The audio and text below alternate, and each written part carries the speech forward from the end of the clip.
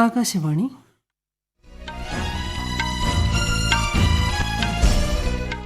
നമസ്കാരം. വാർത്തകൾ വായിക്കുന്നത് ലിൻസ സിറാജ്.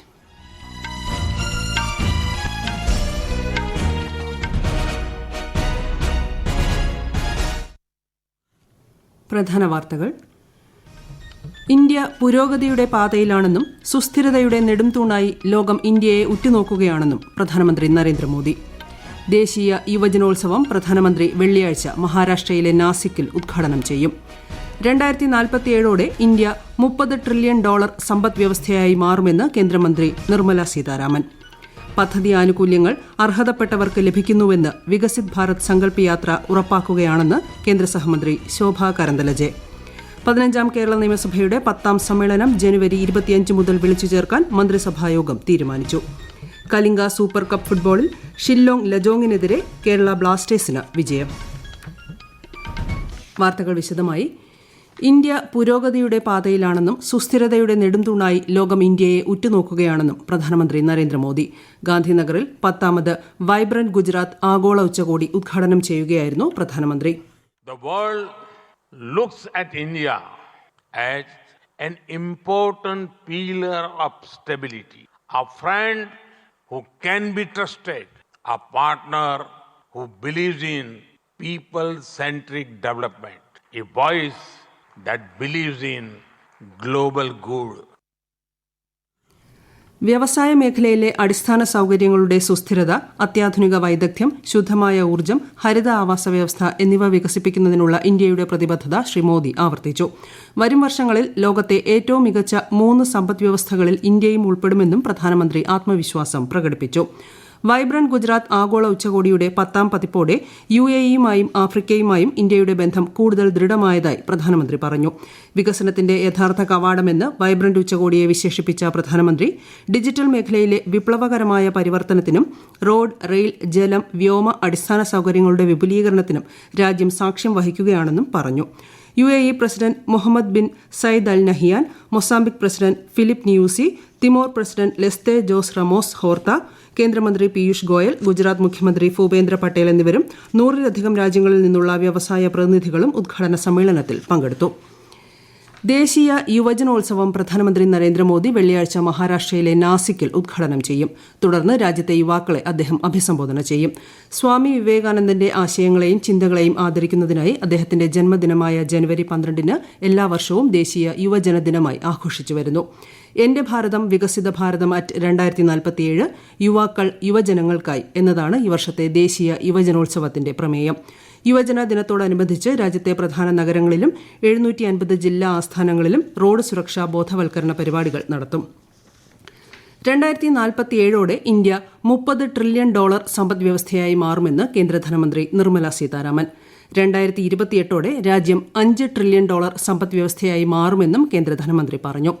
വൈബ്രന്റ് ഗുജറാത്ത് ഉച്ചകോടിയിലെ സെഷനിൽ സംസാരിക്കുകയായിരുന്നു അവർ. 2023 വരെയുള്ള 23 വർഷത്തിനുള്ളിൽ $919 ബില്യൺ നേരിട്ടുള്ള വിദേശ നിക്ഷേപമാണ് ഇന്ത്യയ്ക്ക് ലഭിച്ചതെന്ന് ശ്രീമതി സീതാരാമൻ പറഞ്ഞു. ഇതിൽ 65% നിക്ഷേപവും കഴിഞ്ഞ 9 വർഷങ്ങളിലാണ്. രാജ്യത്തിന്റെ GDPയിൽ 8%-ലധികം സംഭാവന നൽകുന്ന ഗുജറാത്തിന്റെ സംഭാവനയെ കേന്ദ്രമന്ത്രി പ്രശംസിച്ചു. വൈബ്രന്റ് ഗുജറാത്ത് ആഗോള ഉച്ചകോടിയിൽ ഇന്ത്യ UAEയുമായി 4 ധാരണാപത്രങ്ങൾ കൈമാറി. നൂതന ആരോഗ്യ സംരക്ഷണം, പുനരുപയോഗ ഊർജ്ജം, ഭക്ഷ്യ പാർക്കുകൾ, ലോജിസ്റ്റിക്സ് എന്നിവയിലെ നിക്ഷേപ സഹകരണവുമായി ബന്ധപ്പെട്ടാണ് ധാരണാപത്രങ്ങളെന്ന് വിദേശകാര്യ മന്ത്രാലയം സെക്രട്ടറി വിനയ് മോഹൻ കോത്ര പറഞ്ഞു. ഗവേഷണം, സാങ്കേതിക വിദ്യ തുടങ്ങിയ മേഖലകളിൽ തന്ത്രപരമായ പങ്കാളിത്തം കെട്ടിപ്പടുക്കാൻ ഇന്ത്യയും ചെക്ക് റിപ്പബ്ലിക്കും സമ്മതിച്ചതായും കോത്ര മാധ്യമങ്ങളോട് പറഞ്ഞു. വിദേശ പര്യടനം തുടരുന്ന രാജ്യരക്ഷാ മന്ത്രി രാജ്നാഥ് സിംഗ് UK പ്രതിരോധ മന്ത്രി ഗ്രാൻഡ് ഷാപ്സുമായി കൂടിക്കാഴ്ച നടത്തി. പ്രതിരോധ സഹകരണം, സുരക്ഷ, പ്രതിരോധ വ്യവസായ സഹകരണം തുടങ്ങിയ വിവിധ വിഷയങ്ങളിൽ ഫലപ്രദമായ ചർച്ചകൾ നടത്തിയതായി രാജ്യരക്ഷാ മന്ത്രി അറിയിച്ചു. UKയും ഇന്ത്യയും സ്വാഭാവിക പങ്കാളികളാണെന്ന് UK പ്രതിരോധ മന്ത്രി പറഞ്ഞു. യോഗത്തിന് ശേഷം ഇന്ത്യയും UKയും തമ്മിൽ 2 കരാറുകളിലും പ്രതിരോധ സഹകരണം സംബന്ധിച്ച ധാരണാപത്രത്തിലും ഒപ്പുവച്ചു. 2 ദിവസത്തെ സന്ദർശനത്തിനായാണ് ശ്രീ രാജ്നാഥ് സിംഗ് UKയിലെത്തിയത്. ലണ്ടനിൽ അദ്ദേഹം മഹാത്മാഗാന്ധിയുടെ പ്രതിമയിൽ പുഷ്പാർച്ചന നടത്തി. UK പ്രധാനമന്ത്രി ഋഷി സുനക്കുമായും UK സ്റ്റേറ്റ് സെക്രട്ടറി ഡേവിഡ് കാമറൂണുമായും ശ്രീ രാജ്നാഥ് സിംഗ് കൂടിക്കാഴ്ച നടത്തും.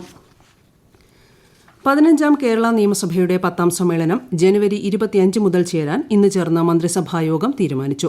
കൊച്ചിൻ യൂണിവേഴ്സിറ്റി ക്യാമ്പസിൽ കഴിഞ്ഞ നവംബർ 25-ന് ടെക് ഫെസ്റ്റിനിടെയുണ്ടായ അപകടത്തിൽ മരണമടഞ്ഞ 4 പേരുടെ കുടുംബങ്ങൾക്ക് 5 ലക്ഷം രൂപ വീതം മുഖ്യമന്ത്രിയുടെ ദുരിതാശ്വാസ നിധിയിൽ നിന്ന് അനുവദിക്കാനും തീരുമാനമായി. ഈ വർഷത്തെ റിപ്പബ്ലിക് ദിനാഘോഷത്തോടനുബന്ധിച്ച് വിവിധ സേനാ വിഭാഗങ്ങൾ നടത്തുന്ന പരേഡുകളിൽ തിരുവനന്തപുരത്ത് ഗവർണർ ആരിഫ് മുഹമ്മദ് ഖാനും ജില്ലാ കേന്ദ്രങ്ങളിൽ മന്ത്രിമാരും അഭിവാദ്യം സ്വീകരിക്കും. പ്രധാനമന്ത്രി നരേന്ദ്രമോദി ഈ മാസം 16-17 തീയതികളിൽ കേരളം സന്ദർശിക്കുമെന്ന് ബിജെപി സംസ്ഥാന അധ്യക്ഷൻ കെ സുരേന്ദ്രൻ. 16-ന് വൈകുന്നേരം കൊച്ചിയിലെത്തുന്ന ശ്രീ മോദി റോഡ് ഷോയിൽ പങ്കെടുക്കും. 17-ന് രാവിലെ പ്രധാനമന്ത്രി ഗുരുവായൂർ സന്ദർശിക്കും. തൊടുപുഴ ന്യൂമാൻ കോളേജ് അധ്യാപകനായിരുന്ന പ്രൊഫസർ TJ ജോസഫിന്റെ കൈപ്പത്തി വെട്ടിമാറ്റിയ കേസിലെ 1-ാം പ്രതി സവാദിനെ കൊച്ചി NIA കോടതി ഈ മാസം 24 വരെ റിമാൻഡ് ചെയ്തു. എറണാകുളം സബ് ജയിലിലേക്ക് മാറ്റണമെന്നും തിരിച്ചറിയൽ പരേഡ് നടത്തേണ്ടതുണ്ട് എന്നുമുള്ള NIA ആവശ്യം അംഗീകരിച്ചുകൊണ്ടാണ് സവാദിനെ റിമാൻഡ് ചെയ്തത്. ഈ വാർത്തകൾ ആകാശവാണിയിൽ നിന്ന്. കേന്ദ്ര പദ്ധതി ആനുകൂല്യങ്ങൾ ലഭ്യമാക്കുന്നതിൽ എല്ലാ സംസ്ഥാനങ്ങൾക്കും തുല്യ പരിഗണനയാണ് നൽകുന്നതെന്ന് കേന്ദ്ര സഹമന്ത്രി ശോഭ കരന്തലജെ. വികസിത് ഭാരത് സങ്കല്പ് യാത്രയുടെ ഭാഗമായി തിരുവനന്തപുരം വർക്കല ചെറുനീയൂരിൽ സംഘടിപ്പിച്ച പരിപാടി ഉദ്ഘാടനം ചെയ്യുകയായിരുന്നു അവർ. പദ്ധതി ആനുകൂല്യങ്ങൾ അർഹതയുള്ളവർക്ക് ലഭിക്കുന്നു എന്ന് വികസിത് ഭാരത് സങ്കല്പ് യാത്രയിലൂടെ വീണ്ടും ഉറപ്പിക്കുകയാണെന്നും കേന്ദ്ര സഹമന്ത്രി പറഞ്ഞു. പാലക്കാട് ജില്ലയിലെ വികസിത് ഭാരത് സങ്കല്പ് യാത്രയുടെ പര്യടനത്തിന് ഇന്ന് കരിമ്പ പഞ്ചായത്തിലെ പരിപാടികളോടെ സമാപനമായി. 88 ഗ്രാമപഞ്ചായത്തുകളിലും 7 നഗരസഭകളിലെ 16 ഇടങ്ങളിലുമാണ് വികസിത് ഭാരത് സങ്കല്പ് യാത്ര പര്യടനം നടത്തിയത്. വിശദാംശങ്ങളുമായി ആകാശവാണി പാലക്കാട് ജില്ലാ പ്രതിനിധി ഫൈസൽ അലിമുത്ത്. യാത്രകളിലുടനീളം വിവിധ കേന്ദ്ര ജനക്ഷേമ ജനസുരക്ഷാ പദ്ധതികളെക്കുറിച്ചുള്ള ബോധവൽക്കരണം നടന്നു. യാത്രയുടെ ഭാഗമായുള്ള IEC വാനിൽ ബോധവൽക്കരണ വീഡിയോകളും പ്രധാനമന്ത്രിയുടെ സന്ദേശ പ്രസംഗങ്ങളും പ്രദർശിപ്പിച്ചു. യാത്രാവേദികളിൽ പദ്ധതി ഗുണഭോക്താക്കൾ തങ്ങളുടെ വിജയകഥകൾ പങ്കുവച്ചു. കേന്ദ്ര പൊതുമേഖലാ സ്ഥാപനങ്ങളുടെ നേതൃത്വത്തിൽ വിവിധ പദ്ധതികളിലേക്ക് പുതിയ ഗുണഭോക്താക്കളെ ചേർത്തു.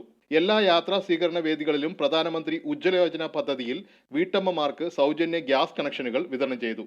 കാർഷിക മേഖലയായ ജില്ലയിൽ ഡ്രോൺ സാങ്കേതിക വിദ്യയുടെ പ്രചരണവും പ്രദർശനവും കർഷകർക്ക് ഏറെ പ്രയോജനകരമായി. യാത്രയുടെ ഭാഗമായി ഒരുക്കിയ ആധാർ മെഡിക്കൽ ക്യാമ്പുകൾ ജനങ്ങൾ പ്രയോജനപ്പെടുത്തി. നവംബർ 15-ന് അട്ടപ്പാടിയിലെ ഗോത്ര മേഖലയിലായിരുന്നു ജില്ലയിലെ വികസിത് ഭാരത് സങ്കല്പ് യാത്രയ്ക്ക് തുടക്കമായത്. കേന്ദ്ര സർക്കാരിന്റെ ക്ഷേമ പദ്ധതികൾ ജനങ്ങളിലേക്ക് എത്തിക്കുക എന്ന ലക്ഷ്യത്തോടെ സംഘടിപ്പിക്കുന്ന വികസിത് ഭാരത് സങ്കല്പ് യാത്ര സംസ്ഥാനത്ത് പര്യടനം തുടരുന്നു. തിരുവനന്തപുരം ജില്ലയിൽ ഗ്രാമീണ മേഖലകളിൽ ചെറുനിയൂർ, ഒറ്റൂർ പഞ്ചായത്തുകളിലും നഗരപ്രദേശങ്ങളിൽ വട്ടിയൂർക്കാവ്, ശ്രീകണ്ഠേശ്വരം എന്നിവിടങ്ങളിലും ഇന്ന് പര്യടനം നടന്നു. കൊല്ലം ജില്ലയിൽ നഗരപ്രദേശങ്ങളിൽ കടപ്പാക്കടയിലായിരുന്നു ഇന്ന് യാത്ര.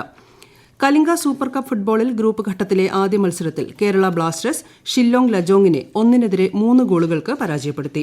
ബ്ലാസ്റ്റേഴ്സിനു വേണ്ടി ക്വാമി പെപ്ര 2-ഉം മുഹമ്മദ് ഐമൻ 1 ഗോളും നേടി.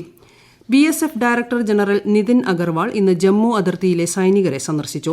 പാകിസ്ഥാനുമായുള്ള അന്താരാഷ്ട്ര അതിർത്തി കാക്കുന്ന സൈനികരുടെ സുരക്ഷാ സാഹചര്യവും പ്രവർത്തന രീതികളും അവലോകനം ചെയ്തു. തുടർന്ന് ജമ്മുകശ്മീർ ലഫ്റ്റനന്റ് ഗവർണർ മനോജ് സിൻഹയെ സന്ദർശിച്ച BSF ഡയറക്ടർ ജനറൽ അതിർത്തിയിലെ സുരക്ഷാ സ്ഥിതിഗതികൾ വിശദീകരിച്ചു.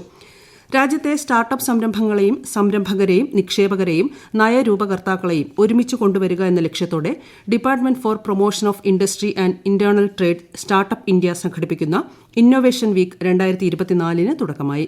2016-ലെ 400ഓളം സ്റ്റാർട്ടപ്പുകളിൽ നിന്നും അംഗീകൃത സ്റ്റാർട്ടപ്പുകളുടെ എണ്ണം ക്രമാനുഗതമായി വർദ്ധിച്ചതായി കേന്ദ്ര വാണിജ്യ വ്യവസായ മന്ത്രാലയം വ്യക്തമാക്കി.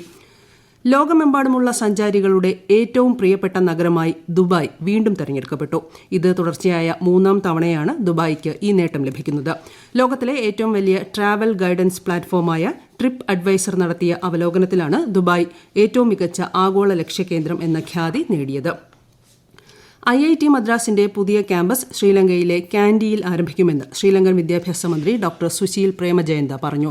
കഴിഞ്ഞ മാസം മദ്രാസ് IIT സന്ദർശന വേളയിൽ ഡയറക്ടർ, ഡീൻ എന്നിവരുമായി ചർച്ച നടത്തിയതായും ക്യാമ്പസ് ആരംഭിക്കുന്നതിന് മുൻപ് അക്കാദമിക് വിദഗ്ധരുടെ സംഘത്തെ IIT മദ്രാസിലേക്ക് അയക്കുമെന്നും ശ്രീലങ്കൻ മന്ത്രി വ്യക്തമാക്കി. നീറ്റ് PG പ്രവേശന പരീക്ഷ മാറ്റിവെച്ചു. മാർച്ച് 3-ന് നടത്താനിരുന്ന പരീക്ഷ ജൂലൈ 7-ലേക്കാണ് മാറ്റിവെച്ചത്. ദേശീയ മെഡിക്കൽ പരീക്ഷാ ബോർഡാണ് ഇത് സംബന്ധിച്ച് വിജ്ഞാപനം പുറത്തിറക്കിയത്. പ്രധാന വാർത്തകൾ വീണ്ടും. ഇന്ത്യ പുരോഗതിയുടെ പാതയിലാണെന്നും സുസ്ഥിരതയുടെ നെടുംതൂണായി ലോകം ഇന്ത്യയെ ഉറ്റുനോക്കുകയാണെന്നും പ്രധാനമന്ത്രി നരേന്ദ്രമോദി. ദേശീയ യുവജനോത്സവം പ്രധാനമന്ത്രി വെള്ളിയാഴ്ച മഹാരാഷ്ട്രയിലെ നാസിക്കിൽ ഉദ്ഘാടനം ചെയ്യും. 2047 ഇന്ത്യ $30 ട്രില്യൺ സമ്പദ് വ്യവസ്ഥയായി മാറുമെന്ന് കേന്ദ്രമന്ത്രി നിർമ്മല സീതാരാമൻ. പദ്ധതി ആനുകൂല്യങ്ങൾ അർഹതപ്പെട്ടവർക്ക് ലഭിക്കുന്നുവെന്ന് വികസിത് ഭാരത് സങ്കല്പ് യാത്ര ഉറപ്പാക്കുകയാണെന്ന് കേന്ദ്ര സഹമന്ത്രി ശോഭാ കരന്തലജെ. 15ാം കേരള നിയമസഭയുടെ 10ാം സമ്മേളനം ജനുവരി 25 മുതൽ വിളിച്ചു ചേർക്കാൻ മന്ത്രിസഭായോഗം തീരുമാനിച്ചു. കലിംഗ സൂപ്പർ കപ്പ് ഫുട്ബോളിൽ ഷില്ലോങ് ലജോങ്ങിനെതിരെ കേരള ബ്ലാസ്റ്റേഴ്സിന് വിജയം. വാർത്തകൾ കഴിഞ്ഞു. അടുത്ത വാർത്താ പ്രക്ഷേപണം 8:35-ന്.